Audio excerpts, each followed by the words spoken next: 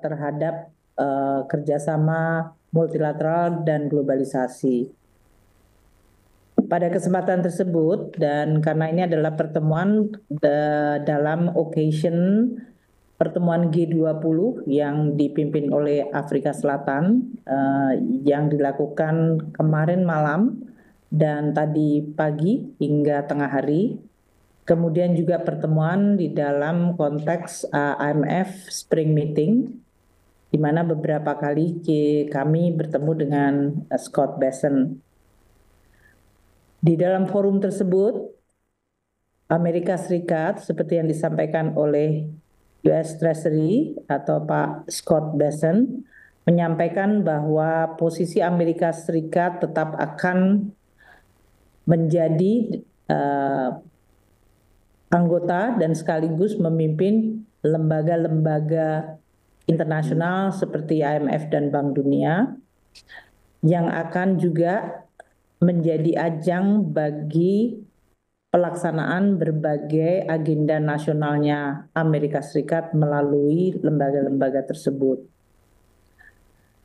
Kita dalam hal ini tentu perlu untuk terus melihat bagaimana peranan dari Amerika Serikat di dalam lembaga-lembaga internasional termasuk reformasi dari WTO yang sekarang menjadi fokus dari berbagai macam kebijakan yang dilaksanakan oleh Amerika Serikat terhadap partner dagangnya, yaitu termasuk melakukan reciprocal tarif.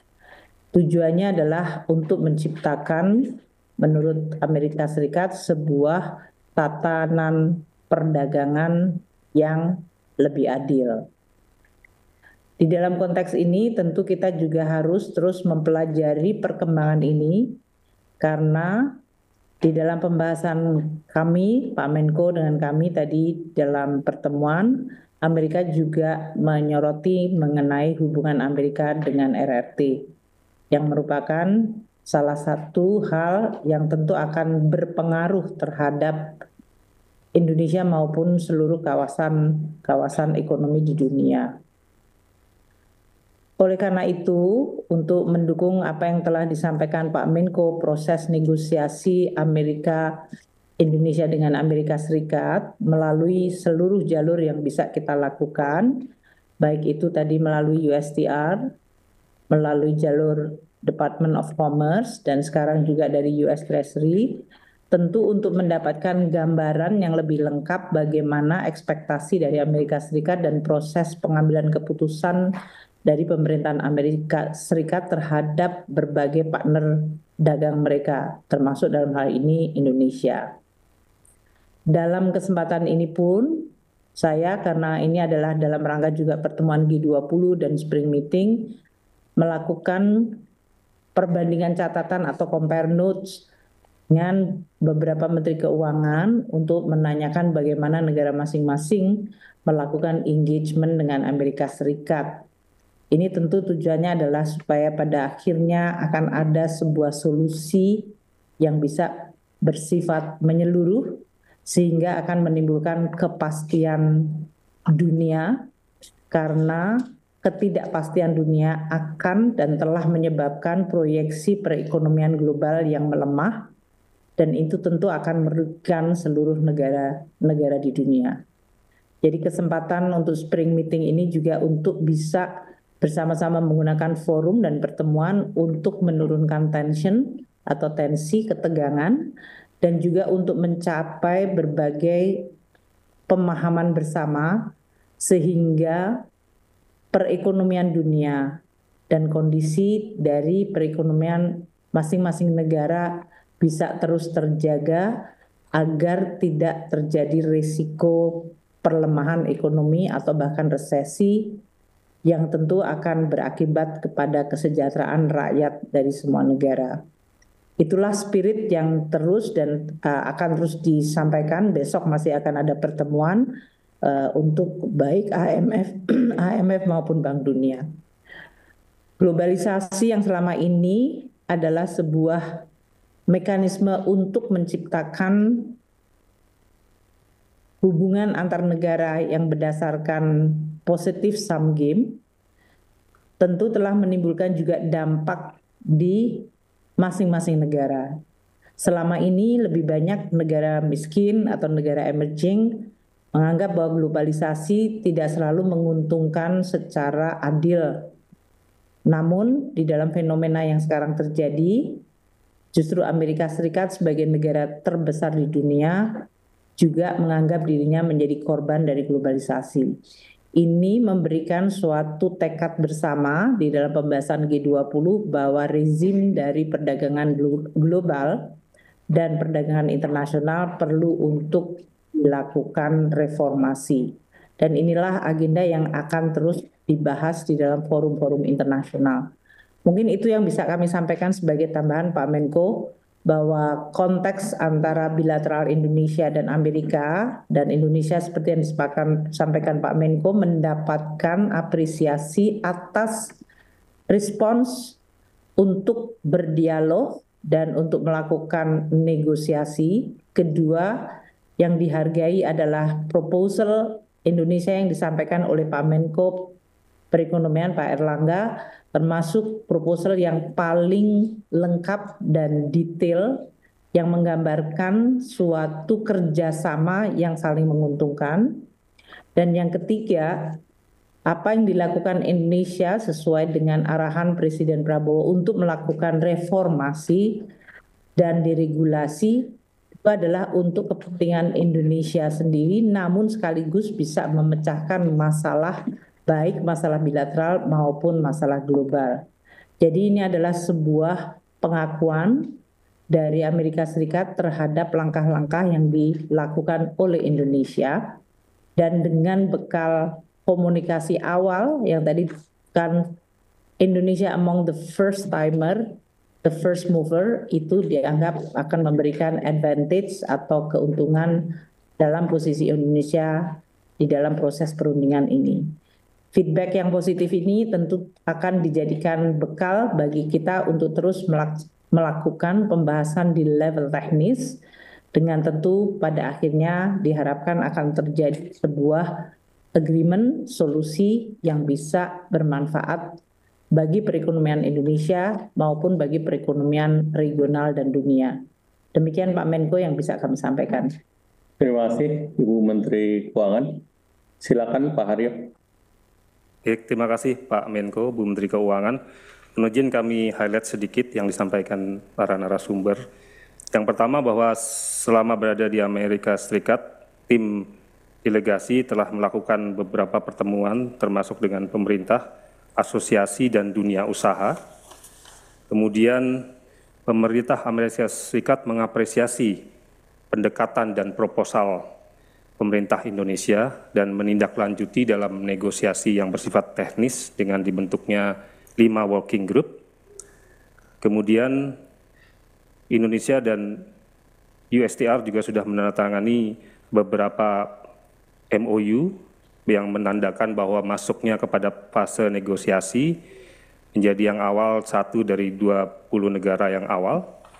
Dan selanjutnya tawaran dan permintaan Indonesia kepada pihak Amerika Serikat dengan 5 manfaat sepenuhnya mengacu kepada kepentingan nasional negara Republik Indonesia dan dirancang secara berimbang. Tindak lanjutnya, yang pertama akan dilakukan konsultasi internal di dalam negeri dan kemudian terus berkomunikasi dengan pihak Amerika Serikat. Kemudian mohon izin dari Ibu Menteri Keuangan bahwa telah dilakukan pertemuan bersama Pak Menko juga dengan Secretary of Treasury. Kemudian dalam konteks yang sama juga dalam keperluan G20 dan IMF Spring Meeting. Jadi ketiga pertemuan tersebut untuk mengetahui posisi Amerika Serikat dalam konteks lembaga-lembaga multilateral, dan tadi sudah dijelaskan bahwa Amerika Serikat tetap akan menjadi anggota. Kemudian juga dijelaskan oleh Bu Menteri Keuangan bahwa diperlukan reformasi WTO sendiri dengan adanya kebijakan resiprokal tarif untuk mendapatkan tatanan perdagangan yang lebih adil.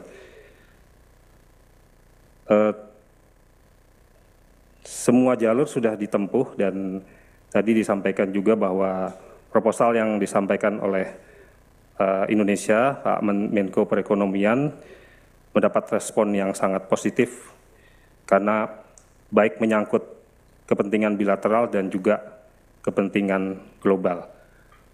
Mohon izin, demikian highlight yang dapat kami sampaikan. Izin Pak Menko, apakah kita bisa berlanjut ke sesi kedua, tanya jawab? Silakan. Terima kasih Pak.